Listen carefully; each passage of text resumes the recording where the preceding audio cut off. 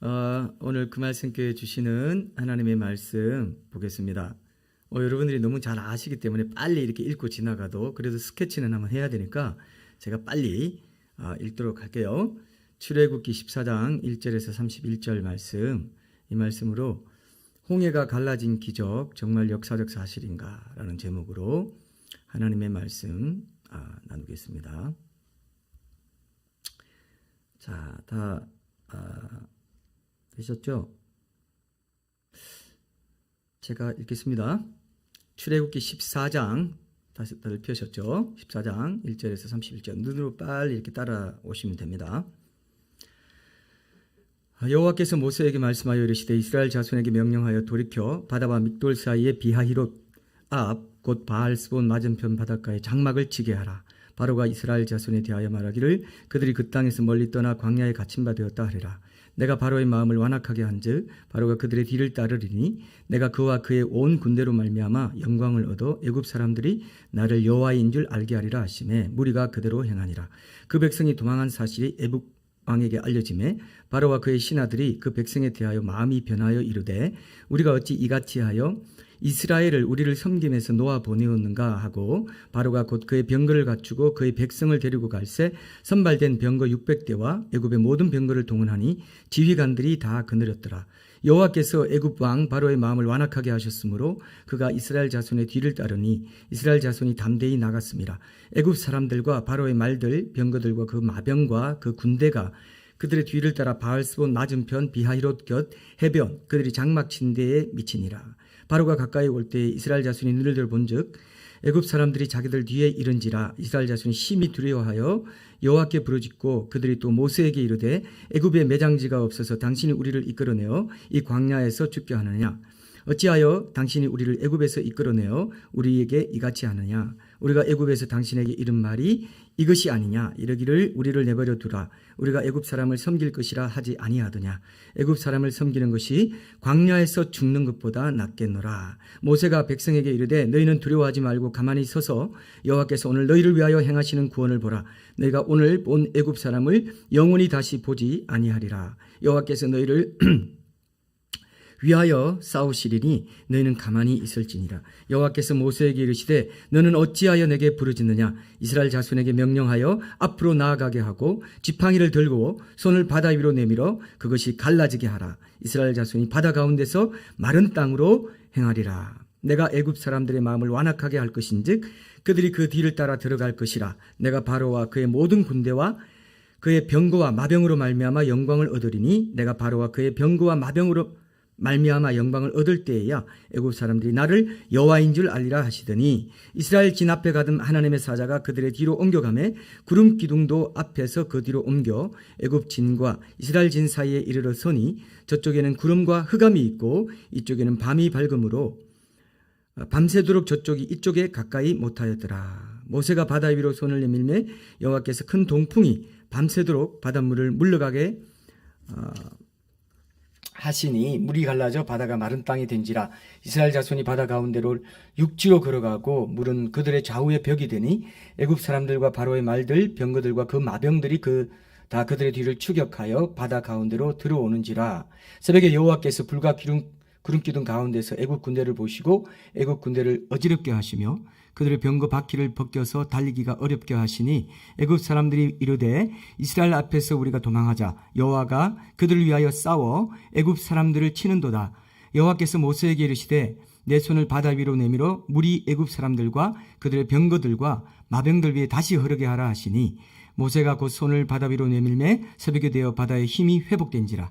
애굽 사람들이 물을 거슬러 도망하나 여호와께서 애굽 사람들을 바다 가운데 엎으시니 물이 다시 흘러 병거들과 기병들을 덮되 그들의 뒤를 따라 바다에 들어간 바로의 군대를 다 덮으니 하나도 남지 아니하였더라. 그러나 이스라엘 자손은 바다 가운데를 육지로 행하였고 물이 좌우에 벽이 되었더라. 그날에 여호와께서 이같이 이스라엘을 애굽 사람의 손에서 구원하시매 이스라엘이 바닷가에서 애굽 사람들이 죽어 있는 것을 보았더라. 이스라엘이 여호와께서 애굽 사람들에게 행하신 그 큰 능력을 보았으므로 백성이 여호와를 경외하며 여호와와 그의 종 모세를 믿었더라.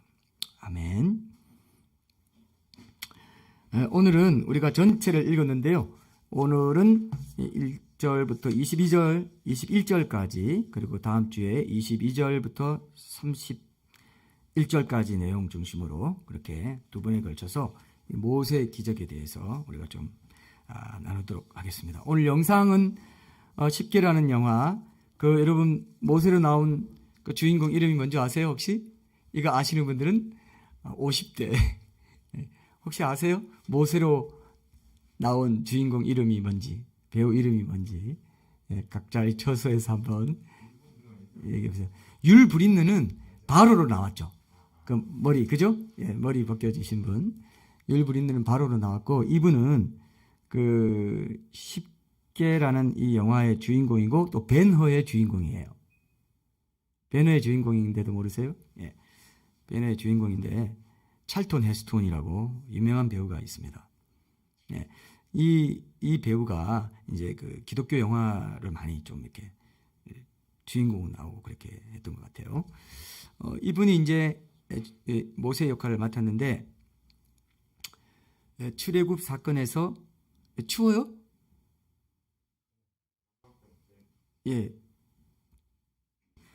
그럼 여기 창문도 열어야 되고 하겠다.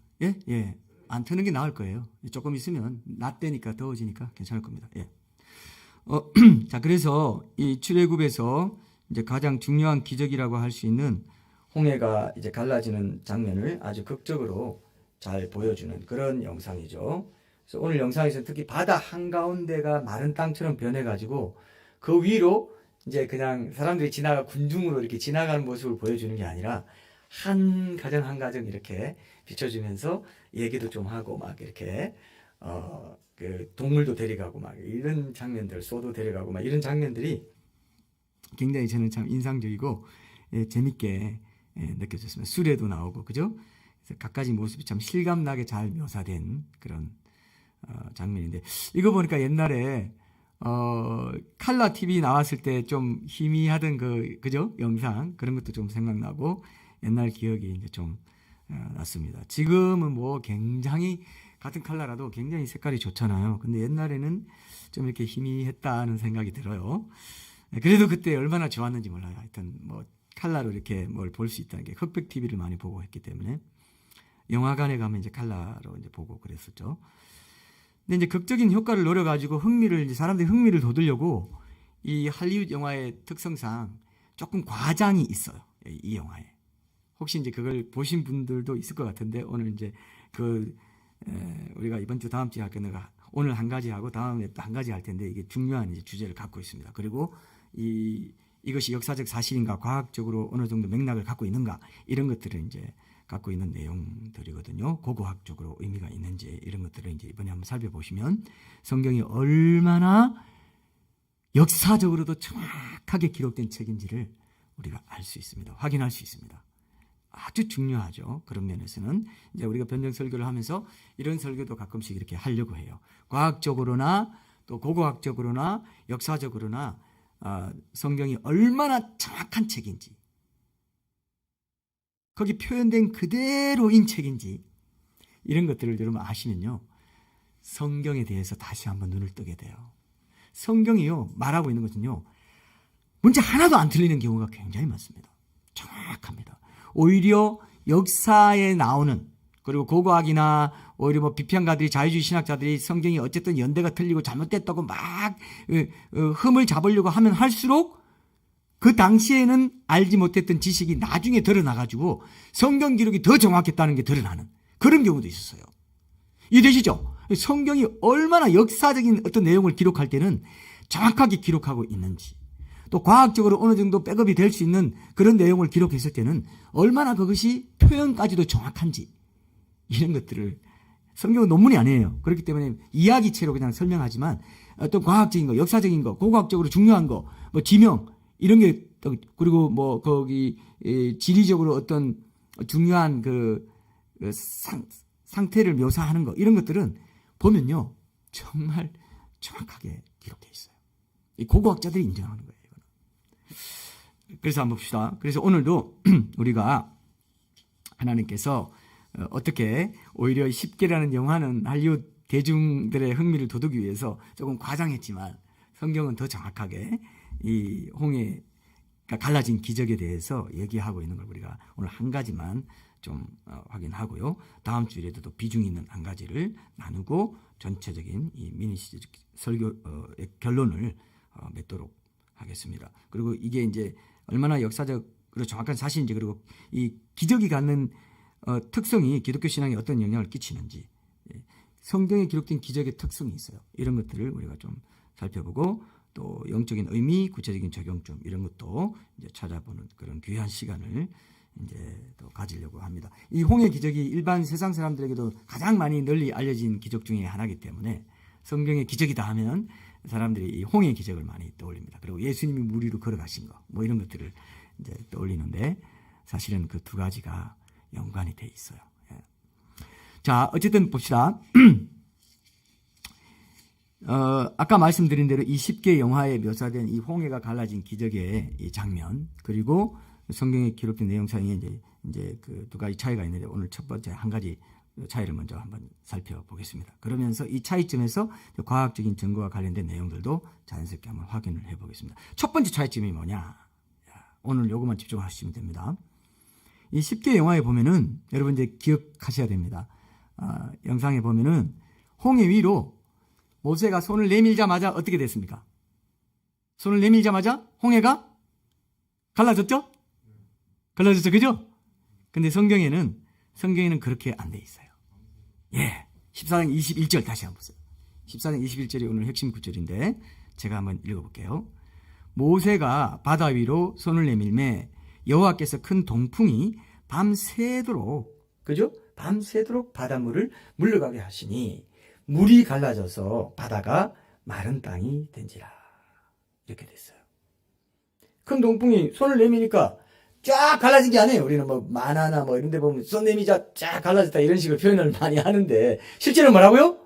큰 동풍이 와가지고 밤새도록, 그렇게 딱 하자마자 동풍이 와가지고 그때부터 밤새도록 일정한 방향으로 바람이 계속 불어가지고 그 강풍의 영향으로 물이 점점 바닷물이 갈라지기 시작해가지고 물이 물러나가지고 물러가게 하셨다 돼 있죠.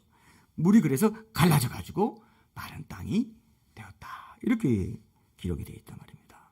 그죠? 이 지금 10계명의 잘못된 우리가 내용들을 잡아냈습니다. 성경이 더 옳은 거죠. 네. 근데 여기 보면은 동풍이 불어왔다. 이게 동풍이라는 말을 좀 우리가 주시를 해야 됩니다.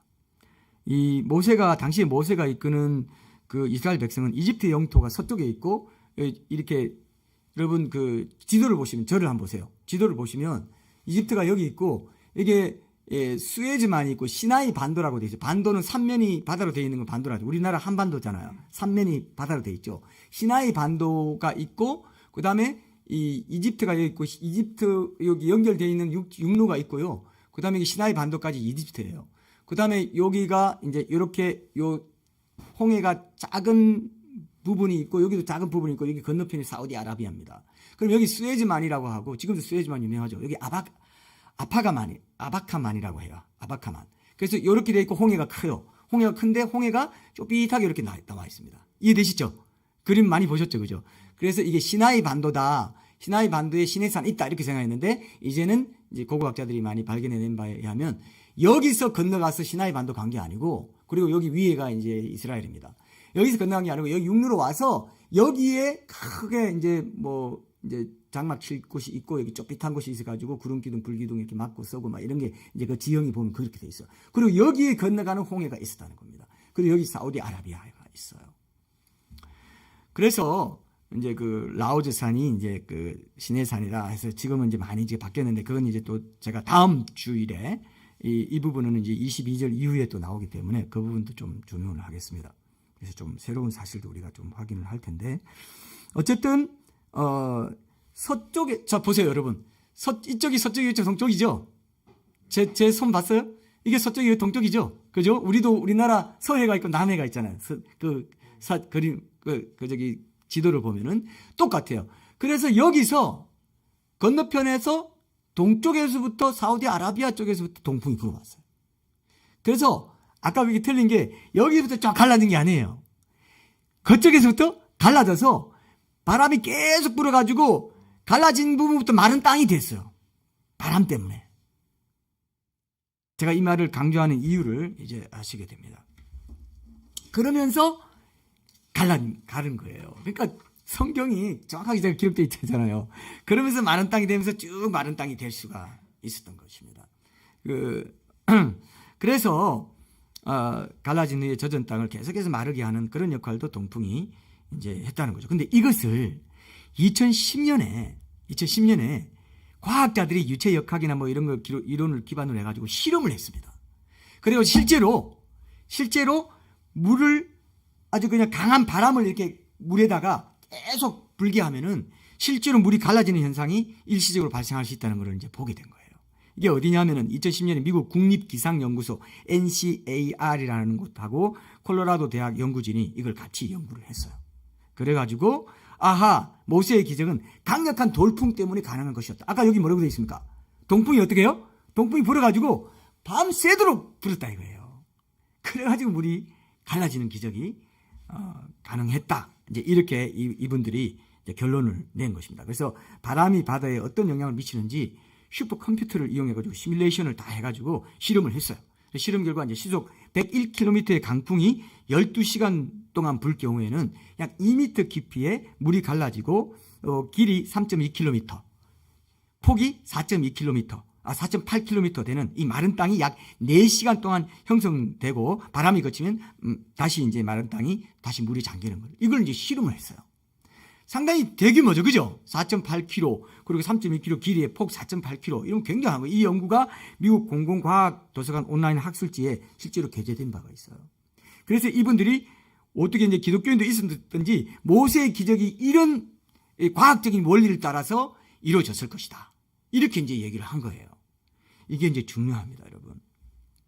지금도 바다 위로 태풍이 이제 자주 불면 왜 바다가 안 갈라지냐 이렇게 말할 수 있는데 여기 뭐냐면은 동풍이 불었다는 거는 일정한 방향성을 갖고 동풍이 동쪽에서 계속 불었다는 거죠.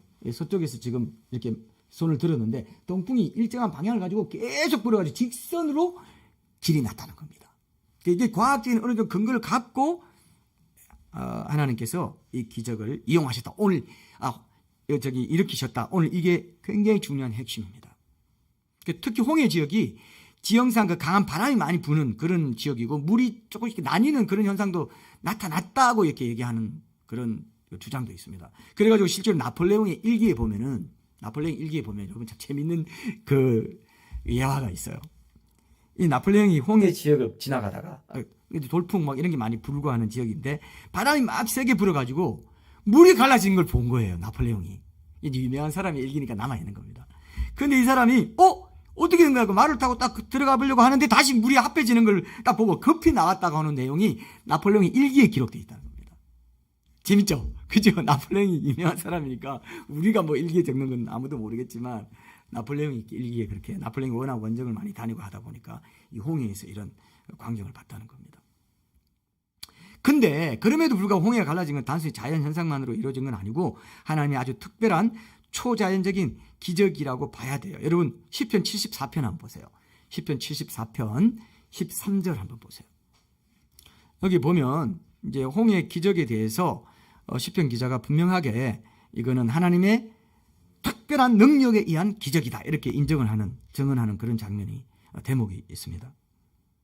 하나님이 자연현상을 사용하셨다고 해서 이스라엘 백성이 출애굽하던 날 밤에 일어난 그 기적성이 손상되거나 뭐 그렇지 않다는 것을 얘기해 주는 거죠. 시편 73, 13절 보면은 주께서 주의 능력으로 바다를 나누시고 물 가운데 용들의 머리를 깨뜨리셨으며 이렇게 얘기했어요. 그죠? 분명히 하나님의 능력으로 이 기적이 일어났다. 홍해가 둘로 갈라진 것은. 모세의 인도로 이스라엘 백성이 200만 명이 건너갔습니다. 장정만 60만 명이기 때문에 온 가족 다 합치면 200만 명이다 이렇게 보는데 근데 이 건너간 홍해의 수심이 보통 100에서 200m 정도 된다고 그렇게 알려져 있기 때문에 아무리 바람이 많이 분다고 해도 아까 어땠어요? 그냥 약 2m 깊이에 그죠? 이 뭐 3.2km 길이 폭사 이 정도 막 한 12시간 동안 시속 101km 강풍이 12시간 동안 불을 때 이렇게 됐다는 겁니다. 근데 밤새도록 굉장히 강력한 바람이 불었을 때 그리고 하나님이 또 거기에 능력을 더하셔가지고 물이 갈라지고 이렇게 한 기적적인 능력도 더 하셨지만 중요한 건 뭐냐면은 하나님이 기적을 일으키실 때 과학적인 방법을 사용할 때가 많다는 겁니다. 그러니까 자연세계 하나님이 친히 만들어 두신 자연세계의 법칙을 활용할 때가 많다는 겁니다. 이게 오늘 핵심이에요. 이게 여러분들의 일상생활 속에도 연결이 되는 부분이 있기 때문에 오늘의 적용적으로 우리가 찾을 수가 있는 겁니다. 오늘 이거 하나만 딱 붙잡으시면 딱 선명하게 기억하십시오. 아하, 하나님은 아무런 맥락 없이 맨 땅에 헤딩하는 식으로 그렇게 기적 일으키시는 분이 아니에요. 이걸 기억하셔야 됩니다. 이게 아주 중요한 포인트라고 할 수 있습니다. 이미 존재하는 자연 법칙에 속한 자연상을 최대한 활용해서 기적을 일으키는 경우가 많다. 그래서 과학자들이 실험을 통해 가지고 이게 드러났잖아요. 지속적으로 바람이 불 때 물이 물러가서 갈라지는 현상이 나타난다. 최소한 과학적으로도 터무니없는 사건이 아니라는 것을 보여주죠. 그죠? 그렇지 않습니까? 과학자들이 실제로 실험해 보니까 동풍이 불 때 갈라질 수 있다는 것을 보여줬기 때문에 이제 하나님께서 힌트를 남겨주셨다. 이렇게 저는 생각합니다. 자연 법칙이 바탕과 배경 가운데서 기적을 일으키시고 자연 법칙을 아예 깡그리 무시해버리지 않는다. 자, 이런 500여 기적도 그냥 아무것도 없는 데서 야 물고기 많이 생겨, 생선 많이 떡 많이 생겨 이렇게 해서 했습니까? 어때요? 500여 기적을 어떻게 일으켰습니까? 어떤 소년이 그죠? 자기 먹을 거 가져와가지고 딱 드렸더니 그걸 가지고 증식시키는 방향으로 그죠? 원재료를 갖고 자연 법칙을 존중하셔가지고 그거를 많이 풍성케 하시는 것으로 기적을 일으키신 것도 같은 맥락이라고 할 수 있습니다. 아까 10개 영화에 나오는 건 어땠습니까? 뜬금없이 그냥 딱 손들었더니 멋있게 쫙 갈라지. 이게 이제 디즈니 만화에 나오는 그런 기적의 현상들이죠. 기적은 아무런 맥락 없이 그냥 만화 영화나 이런 데 신화에 나오는 거는 아무런 맥락 없이 그냥 뚱 하고 나와죠. 근데 성경에 나오는 기적은 그렇지 않아요. 뭔가 그런 자연법칙의 맥락을 갖고 자연법칙을 존중하면서 하나님께서 특별한 능력으로 특별히 꼭 필요한 경우에 딱 역사하시는 굉장히 가치 있게 산티 나지 않게 귀티가 나게 그렇게 기적을 일으키신다는 겁니다. 왜냐하면 과학의 주인이 하나님이시기 때문에. 그죠? 이런 것들을 여러분들이 그동안 오해한 게 있다면 기억하시면 좋겠습니다. 바다 밑에 땅도 그냥 기적적으로 곧바로 마른 땅이 딱 된 것처럼 아까 나왔잖아요. 영상도. 그죠? 근데 아까 영상에서 어땠어요? 그게 이제 디즈니 애니메이션식 기적인 거예요. 성경은 그런 맥락 없이 기적을 일으키지 않습니다. 딱 있는데 바로 그냥 마른 땅이 돼서 확 갔죠. 근데 그게 아니에요. 밤새도록 바람이 불어가지고 젖은 땅이 마른 땅도 되면서 그 강풍이 그죠? 또 물도 가르면서 이렇게 해서 그걸 다 밀어내고 기적을 이제 바다가 갈라지는 기적을 보여주셨다는 겁니다. C.S. 루이스가 이 기적이란 책에서 이 사실을 아주 중요하게 취급하면서 강조를 한 것을 이제 볼 수 있었습니다. 이 책에서 하나님이 일으키시는 기적은 자연 법칙을 깨뜨리지 않는다 이런 말을 했어요. 그죠? 이게 이제 더 중요한 거죠. 근데 다만 이제 꼭 필요한 요소가 있을 때 초자연적인 힘을 특정 상황 속에 도입하는 것일 뿐이다. 어떤 메시지를 그 기적을 통해서 그죠? 메시지를 전달하기 위해서. 이것도 영적인 의미가 있고 홍해 기적도 다 영적인 의미가 있잖아요. 그렇기 때문에 중요한 영적 의미를 두고 성경에 기록해서 후대 사람들에게 알려주기 위해서 특별한 경우에 이렇게 그죠? 자연 법칙을 존중하시면서 하나님의 초자연적인 힘을 특정 상황 속에 도입해가지고 갈라지게 하시는 그런 역할을 하셨다는 거죠. 여러분, 하나님께서 동정녀 탄생의 기적을 이루실 때도 그냥 자연 법칙을 아예 무시하지 않았어요. 그냥 메시아다 하면서 위에서 천사들이 아기를 보자기에 딱 싸가지고 음악과 함께 찬양과 함께 메시아가 나신다 해서 내려왔어요? 그렇게 하지 않았죠? 처녀의 자궁을 사용하셨고 그리고 임신기간 10개월 다 채우게 하신 뒤에 기적적인 성신이 이루어지게 하셨죠. 비슷한 맥락입니다. 다 오병이어도 그렇고 동정녀 탄생도 그렇고. 근데 C.S. 루이스가 아주 예리하게 잘 지적한 게 이제 그 다음부터인데 기적이라는 책에서 여기서 한 걸음 더 나아가요. 그러면서 뭐라고 말하냐면은 정말 얘가 아주 기가 막힌 예들을 한 몇 가지 듭니다. 기적은 여기 더 나아가지고 어떻게 말하냐면요. 기적은 원래 창조주 하나님이 자연 가운데 늘상 해오던 일들의 축소판이다. 이런 말이에요. 자, 이걸 잘 기억하시면 와, 성경의 기적이 정말 믿을 만한 것이구나. 정말 귀한 거구나. 이거를 우리가 알 수가 있어요. 이 책에서 제가 직접 한 말을 한번 인용해 보고 그 이제 예로 든 것들을 한번 얘기하고 오늘 결론을 맺도록 할게요. C.S. 루이스가 이런 말 해요.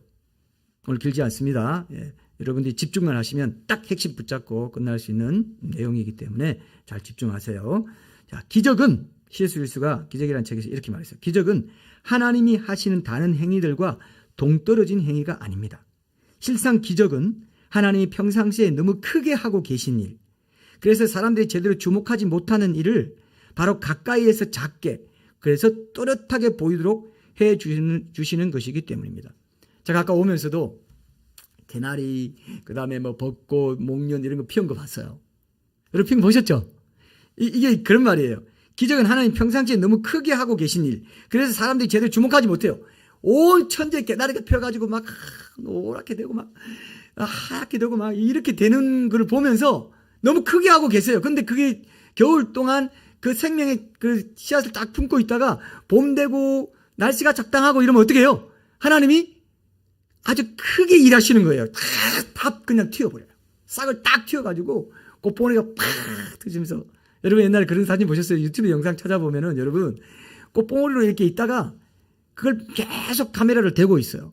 대고 있다가 뭐 한 몇 개월 동안 뒀겠죠. 근데 나중에 그걸 빨리 돌리면은 꽃봉오리 있다가 꽃이 확 피는 게 나와요. 그게 하나님 하고 계시는 일이에요, 사실. 그게 기적이죠, 사실은. 안 그렇습니까? 남자, 여자가 남자 만나가지고 아기를 낳게 되고 뭐 세포분열 해가지고 이것도 빨리 찍어보면요, 기적이에요, 그게. 아무것도 없는 데서. 그죠? 하나님이 크게 하고 계신 일입니다. 아주 항상 하고 있어요.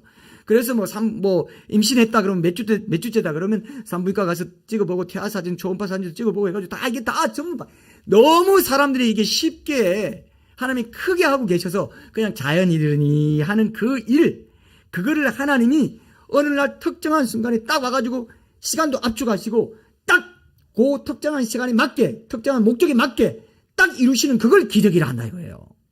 자연으로 다 생각하고 있는 그것이 조금만 빨리 이루어진다거나 오병이어인데 그것이 많아진다거나, 원래 하나님이 물고기 그 알에서 나오는 게 엄청나게 맨날 정식하고 있는 일이에요. 바다에서 항상 하고 있는 일이에요. 맞습니까?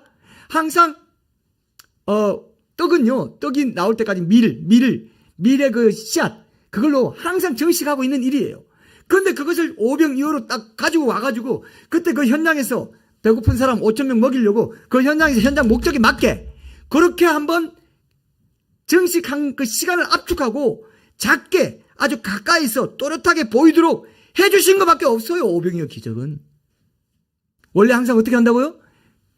그 씨앗을 통해서 항상 엄청난 정식을 일으키시고, 벼도 하나 심었는데 거기서 엄청난 벼 이삭이 나와가지고 그렇게 많이 탈곡해가지고 할 수 있도록 하나님이 모든 걸 이미 그렇게 하고 계신다는 겁니다. 믿습니까 이거? 이해돼요? 이해돼요? 아주 중요합니다.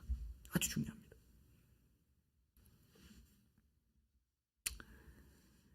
근데 왜 그럼 그런 기적들을 일으키시냐? 이런 기적들은, 그래서 C.S. 루이스가 이런 말이에요. 이런 기적들은 장차 하나님의 자녀가 돼가지고 영광스러운 자유 속으로 들어가게 될 모든 사람들이 갖게 된 능력을 미리 보여준 거다. 이렇게 말했어요. 이 말이 뭐냐면은, 그래서 제가 C.S. 루이스가 정말 귀한 사람이에요. 초자연적인 그런 기적에 대해서도 이렇게 논리적으로 설명할 수 있는 능력을 갖고 있을 뿐만 아니라 천국까지 내다봤어. 천국에 가면 우리가 어떻게 된다고요, 여러분? 예수님처럼 돼요.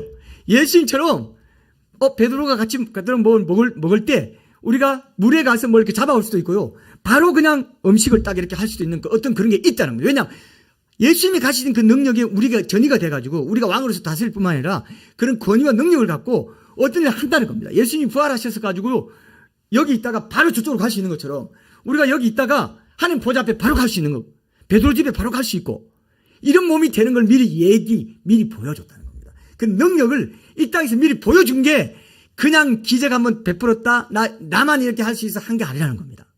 모든 하나님의 아들들이 앞으로 올 새하늘과 새 땅에서 이런 능력을 갖고 일할 수 있는 것을, 능력을 펼칠 수 있는 것을 하나님의 놀라운 그런 자연 법칙을 만드시고 그 자연 법칙을 통해서 사람들이 너무 크게 일어나서 기적이 아니라고 했던 그 모든 것들, 자연 법칙과 초자연을 넘나드는 초월적인 어떤 능력을 발휘할 수 있는 이런 모습까지도 우리에게 앞으로 주시려고 그렇게 미리 보여준 거다. 이건 맞는 말이에요. 확실해요, 이거는. 천국 가면 우리가 그렇게 돼요. 손오공이 막 축지법 쓰잖아요. 그리고 양탄자 하는, 다닌 애가 누구예요? 양탄자 타고 다닌 애. 예? 알라딘 맞죠? 알라딘. 양탄자. 그게 구름 타고 우리가 차를 타고도 다녀요. 천국 가면은. 포르쉐라든지 사람들이 왜 차를 좋아하고 집을 좋아하고 가족을 중시하고 왜 그런지 아세요? 천국에 다 있는 거라서 그래요. 먹을 걸 좋아하고. 초콜릿이 여러분 얼마나 맛있습니까? 초콜릿이 근데 땅에서 났어요. 하나님 만드셨어요. 천국 가면 초콜릿이 있을까요? 없을까요? 엄청난 초콜릿이 있습니다. 근데 우리가 그걸 이렇게 생산하고 이렇게 하면서 이웃도 섬기고 이런 직업도 있겠지만 또 어떤 경우에는, 특별한 경우에는 그것을 그 자연 법칙을 압축해가지고 그 특정한 목적에 맞게 하는 능력을 우리가 발휘할 수도 있는 그런 것이 천국이라는 겁니다. 얼마나 좋겠어요? 안 좋겠어요? 네, 이거 진짜 여러분들이 사모해야 돼요. C.S. 루이스까지도 이런 생각을 했다는 게 너무 감사하더라고요.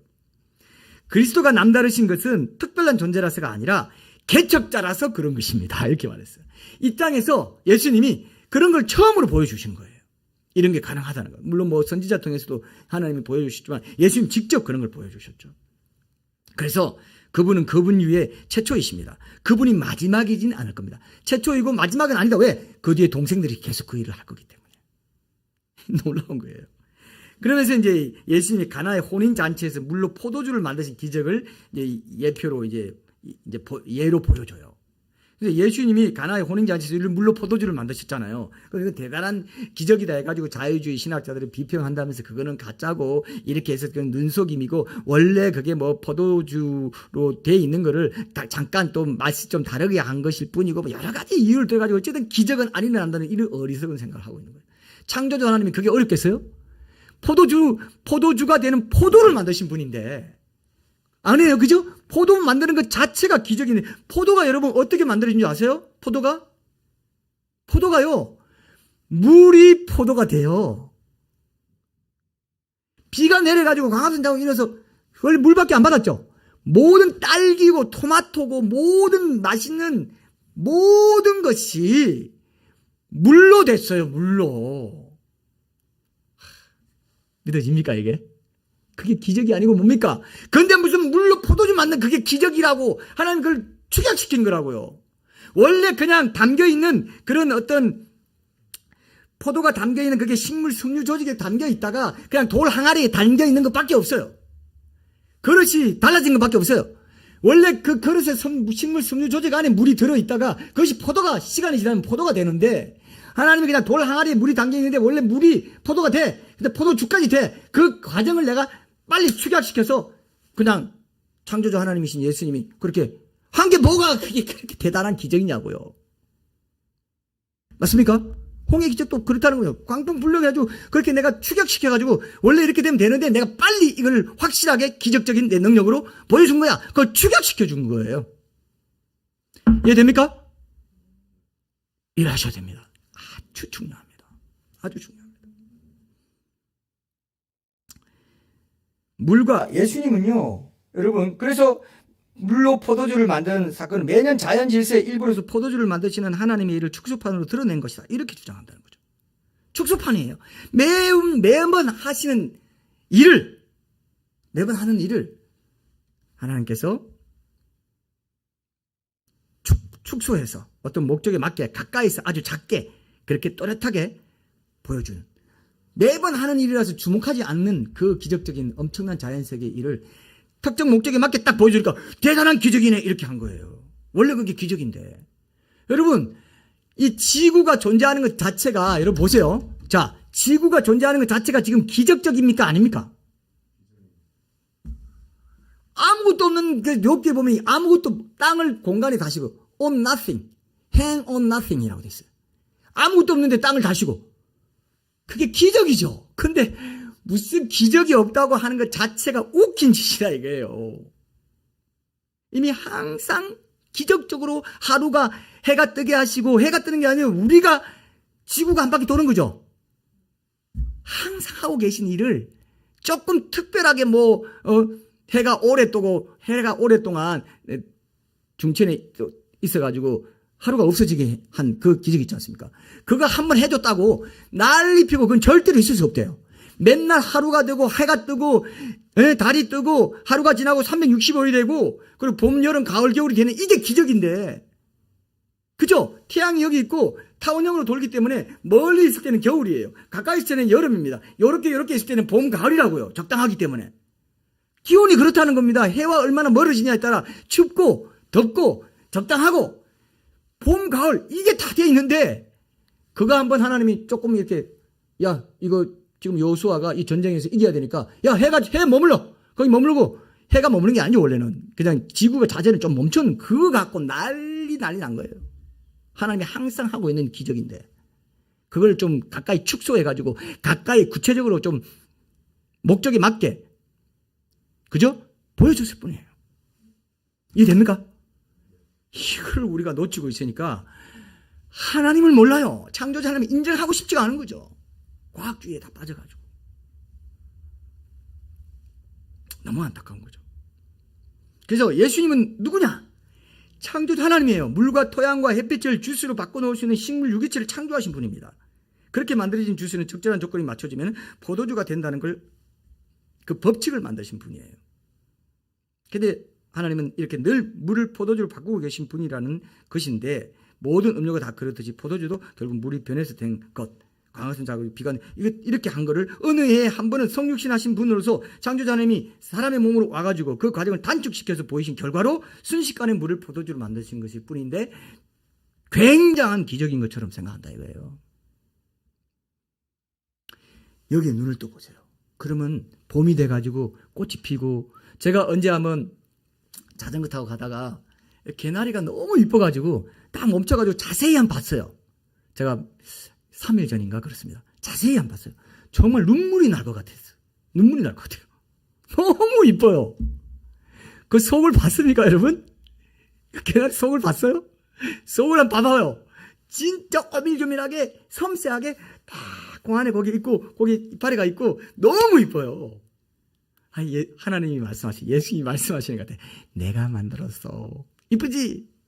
이쁘지? 여러분 안 좋아요 이걸? 정말 이게 너무 기뻐가지고 제가 와, 우리 아버지 하나님 솜씨가 정말 대단하네.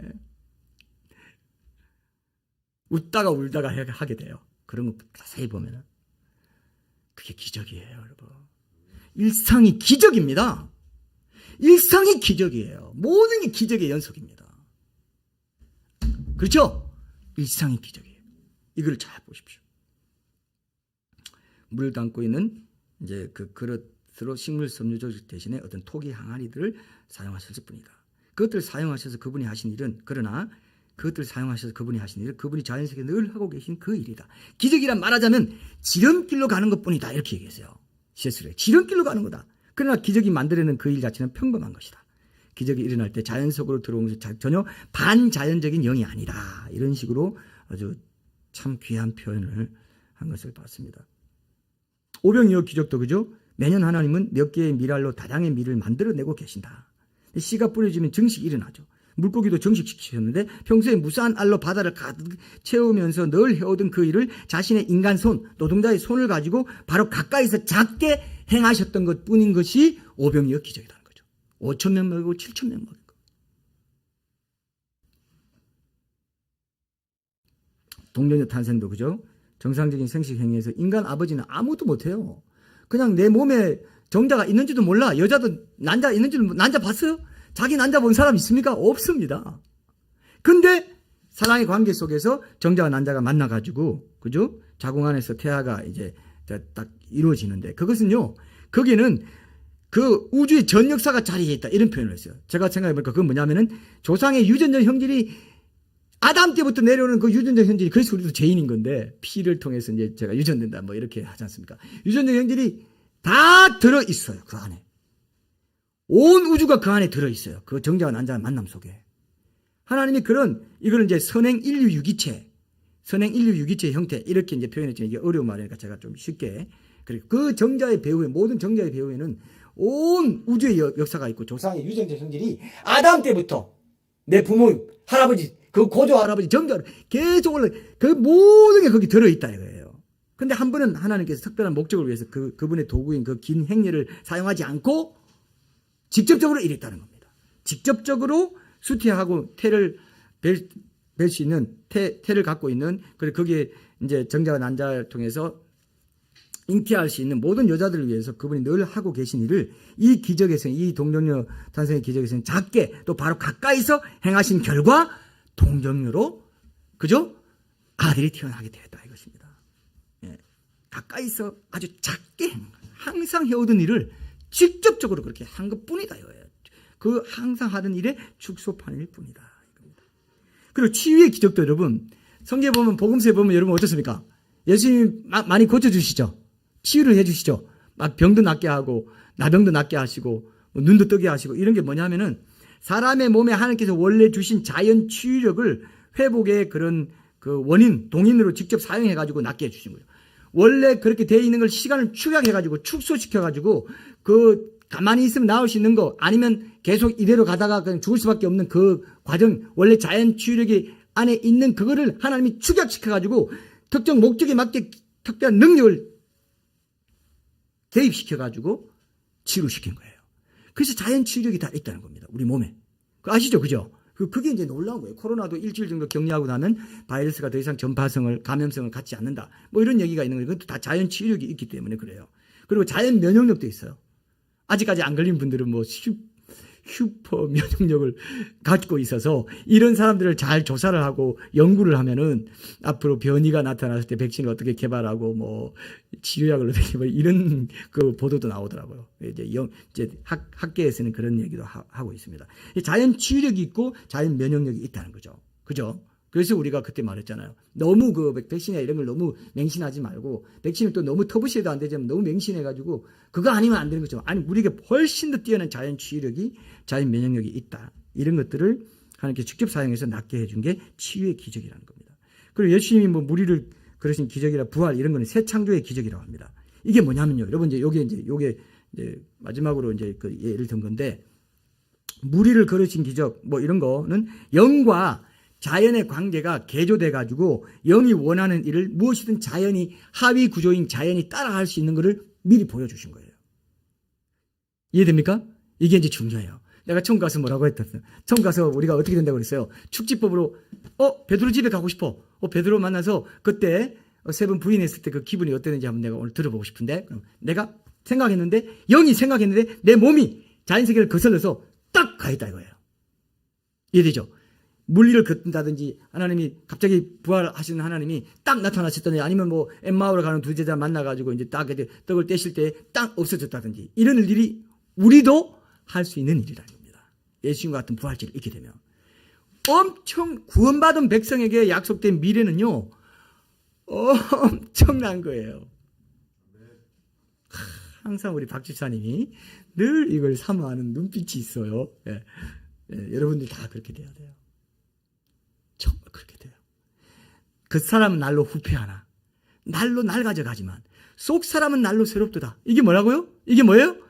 그 속 사람에 맞는 몸을 우리가 딱 있게 돼가지고 영원히 예수님처럼 산다 이거예요. 놀라운 거예요. 이거를 여러분들이 기억하시면 이 땅에서 잠깐 받는 고난은요, 복음을 위해서 받는 고난은 어떻습니까? 아무것도 아니에요. 사도 바울도 그랬어요. 장차 우리가 한 나라에서 얻을 영광이 되면 이 땅에서 받는 고난은 아무것도 아니라고 했어요. 금방 지나가. 눈 깜짝할 수 지나가 버려요. 여러분 괴로운 분들 있습니까? 여러분 좀 마음 상하는 일 있습니까? 무슨 일 때문에, 사람과의 관계 때문에 어려운 거 있습니까? 짜증나는 일이 있을 수 있고요. 여러 가지 힘든 일이 있을 수 있어요. 근데 그 하는 나라를 위해서, 복음을 위해서, 한 영혼을 살리기 위해서 하는 그 모든 것을 보고 하나님이 뭐라고 하시냐면, 야 누구야, 네가 한 나라 복음을 위해서 받는 그 고난은 장차 그 고난을 통해서 받는 상으로 네가 장차 누릴 하나님 나라에서 영광이 되면 조족지혈, 세 발의 피도 아니야. 그렇게 말할 것 같아요? 그렇게 말하고 있어요.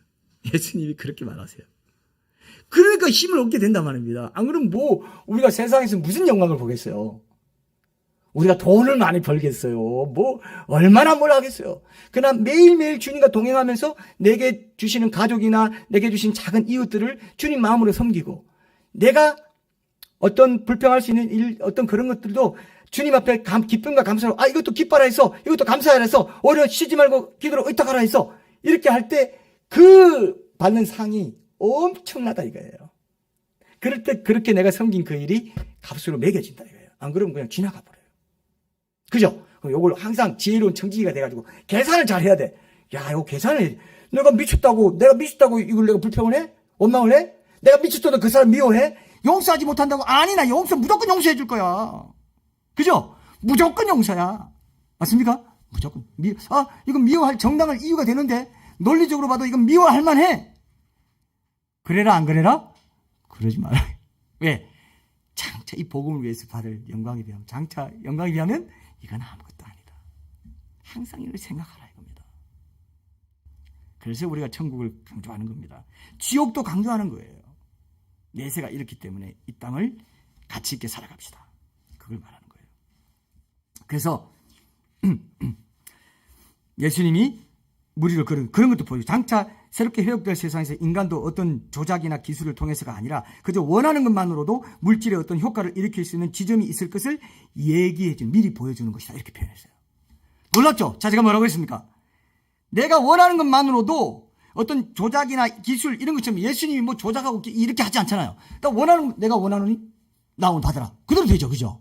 내가 무리로 걸어가고 싶을 때 예수님 걸어가시는 것처럼 우리도 어떤 조작이나 기술이 아니라 그저 내가 원하기만 해도 물질의 어떤 효과를 일으킬 수 있는 영적인 능력이 생겨가지고 하부 구조인 이 물질이 영에 속한 내 어떤 의지 그대로 따라주는 일들이 천국에서 새하늘과 새 땅에서 일어나는 것을 이 땅에서 미리 보여준 것밖에 없지, 어떤 최초로 그렇게 보여준다는 것이지 마지막이지 않을 거다.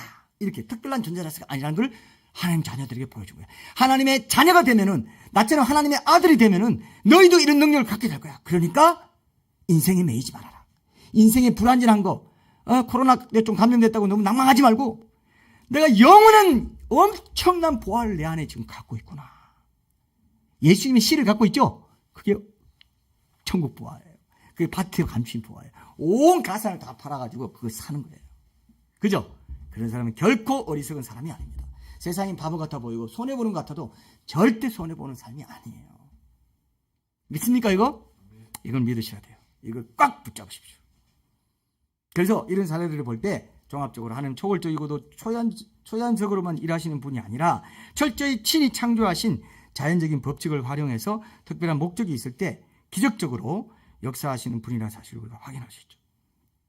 하나님 말씀, 결과적으로는 초월적이고도 초자연적이신 하나님의 말씀을 담은 책인 성경도 인류에게 주실 때 그냥 하늘 갑자기 하늘에서 뚝 떨어져가지고 성경 66권 딱 완성해가지고 완제품으로 주셨습니까? 아니죠.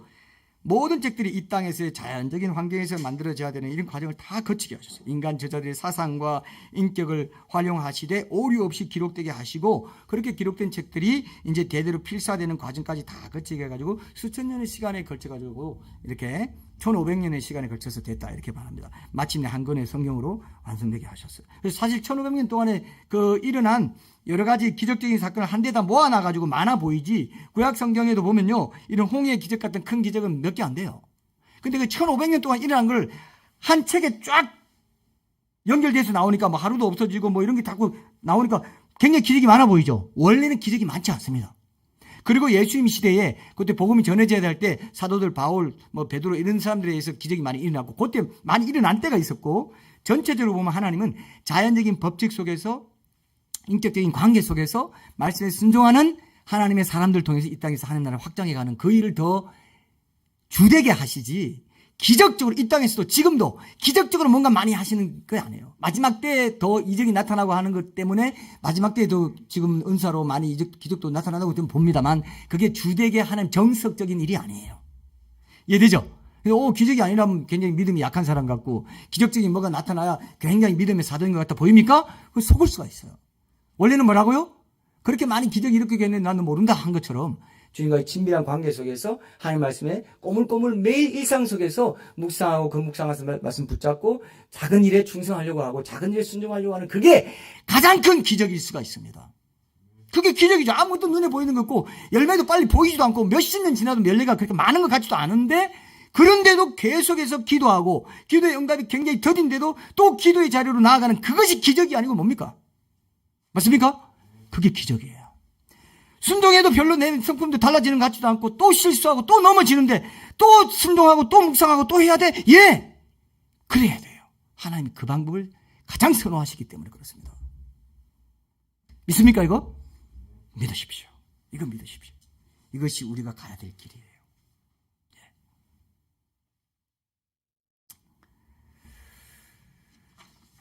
그래서 결론을 맺겠습니다. 여러분 실제로 지금 우리 일상에서도요 하나님 이렇게 일하세요. 이렇게 일하세요. 우리가 자연스럽게 경험하는 일상의 사건들 속에서 초자연적인 말하자면 기적적인 하나님의 음성을 들려주실 때가 많고요.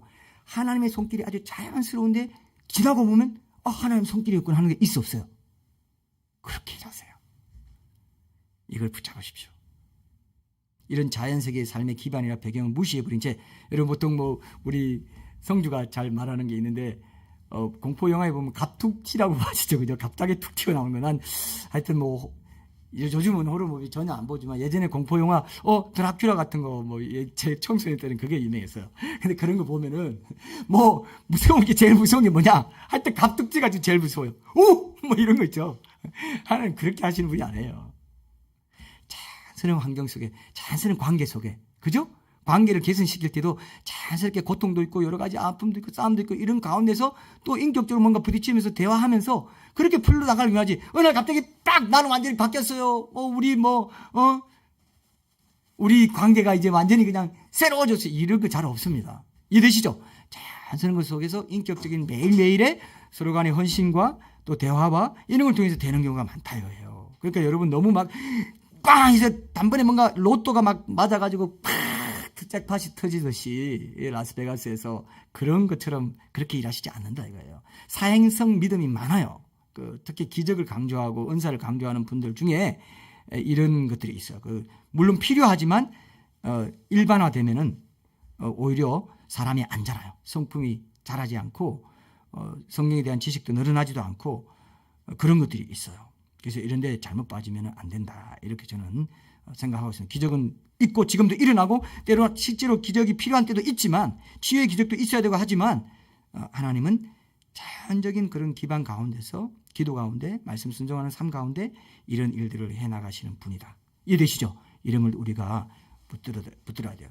갑툭튀식으로 기적적으로만 무슨 일을 하시지 않는 경우가 대부분이다. 아주 특별한 경우에는 예외로 역사하시기도 합니다. 근데 보통의 경우에는 오히려 자연스러운 환경을 그대로 존중하시면서 일하시는 경우가 대부분이고 그것이 성경적으로 더 정석적인 길이라는 거죠. 이렇게 일하시는 것은 그 상황 속에 있을 때 우리가 잘 몰라요. 근데 지나고 나면은 그게 하나님의 손길과 특별한 인도하심이 있었구나. 이건 전적으로 하나님 작품이구나. 그런 생각 들 때 있습니까 없습니까? 반드시 있습니다. 모든 사람에게 다 있어요. 이것이. 하나님이 지켜주셨구나. 천사의 손으로 지켜주셨구나. 이렇게도 이렇게 느낄 수도 있어요. 그러니까 이제라도 여러분 이런 진리에 더욱더 온전히 깨어나야 돼요.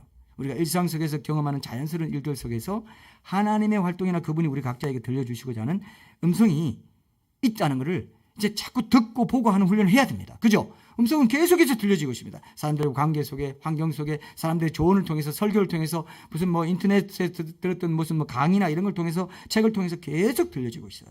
그걸 내가 특별하게 듣고 보는 훈련을 못해서 그 손길을 놓치고 있는 것이고, 그래서 타이밍에 맞게 감사하지 못하고 기뻐하지 못하는 게 문제지.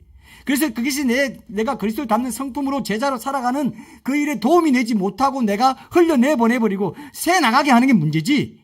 그죠? 우리가 영적으로 민감하게 깨어있으면 자연적인 환경 속에서 특별한 하나님의 음성과 손길을, 기적적인 하나님의 손길을 얼마든지 경험할 수 있습니다.